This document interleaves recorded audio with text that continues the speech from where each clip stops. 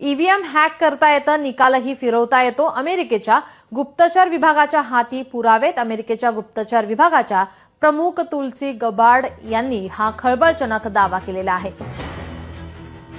भारतात गल्लीपासून दिल्लीपर्यंत विरोधी पक्षाकडून ईव्हीएम घोटाळ्याचा आरोप होत असतानाच ईव्हीएम हॅक करता येतं आणि निवडणुकीचा निकालही फिरवता येतो याचे पुरावे हाती लागले असल्याचा खळबळजनक दावा आता अमेरिकेच्या गुप्तचर विभागाच्या प्रमुख तुलसी गबार्ड यांनी आता केलेला आहे. आणि ईव्हीएमवर टेस्लाचे प्रमुख एलॉन मस्क यांनी आक्षेप घेतला होता. त्यानंतर आता अमेरिकेच्या राष्ट्रीय गुप्तचर यंत्रणेने ईव्हीएम संदर्भात मोठा दावा केला आहे.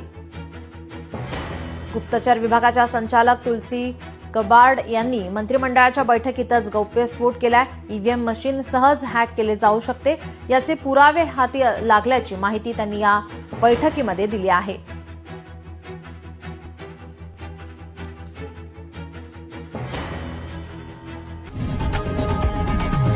लोकशाही मराठी ऐका, पहा, जागरूक रहा.